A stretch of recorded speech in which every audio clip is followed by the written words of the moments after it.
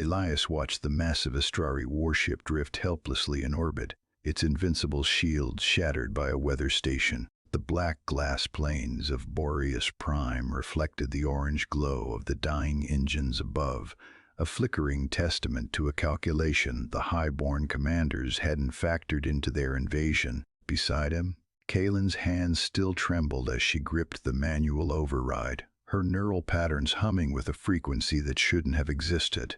How could a single defective mind and a pile of human scrap topple a dreadnought? If you want to see what happens when the galaxy's trash becomes its greatest terror, stay tuned as we uncover the true cost of perfection.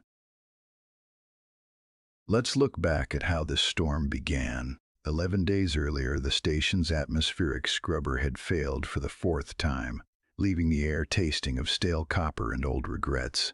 Elias sat at the observation desk, his boots propped up on a console that was held together by little more than spite and several meters of industrial adhesive.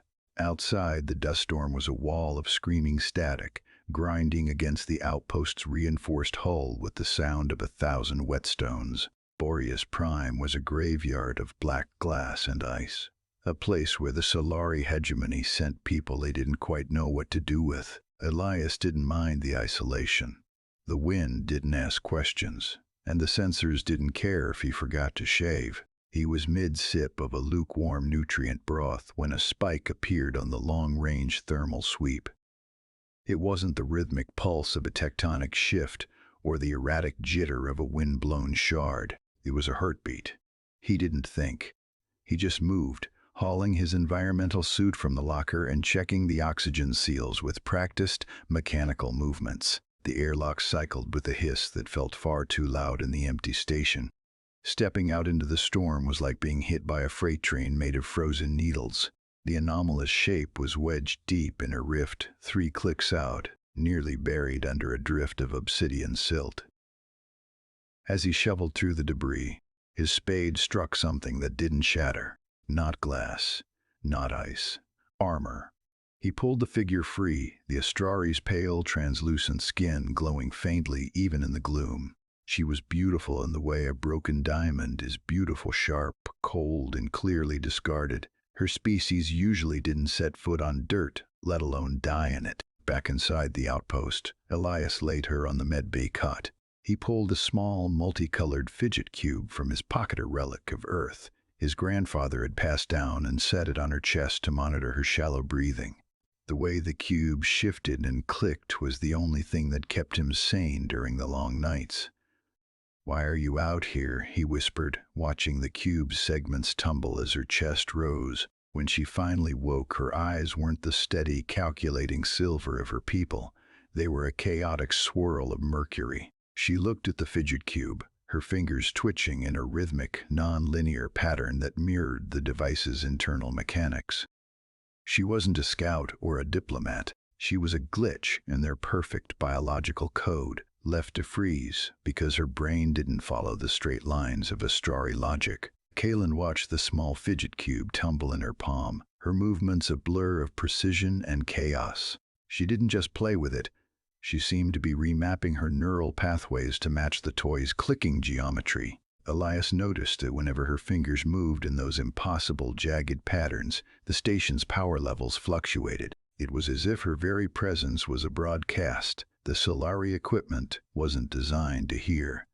"They're coming," she said, her voice like grinding glass. She didn't look at the sensors. She didn't have to.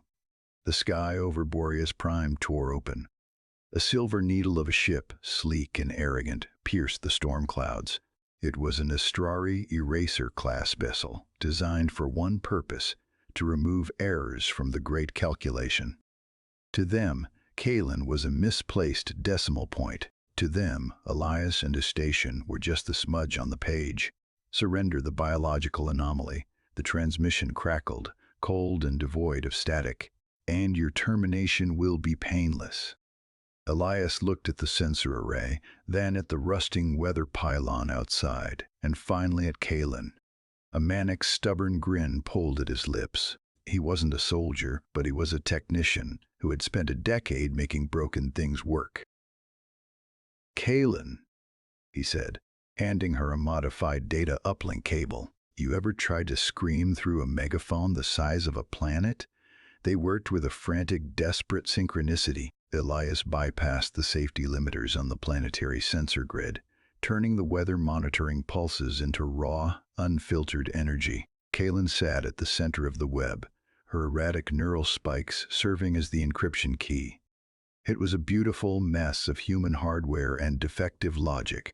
As the warship charged its primary beam, the pylon outside didn't just hum, it roared. And now, in the tribunal of the stars, the silence was absolute. One of the high commanders leaned forward on the view screen, his face a mask of disbelief as his ship's predictive shields hummed and died. The defective neural pattern had acted like a virus, a logic so nonlinear that the most advanced AI in the galaxy couldn't find a pattern to block. "You've crippled a dreadnought with a thermometer," the commander spat, his voice trembling with a mix of fury and genuine terror. "Do you have any idea what you've done? Hand over the anomaly and we may spare your world."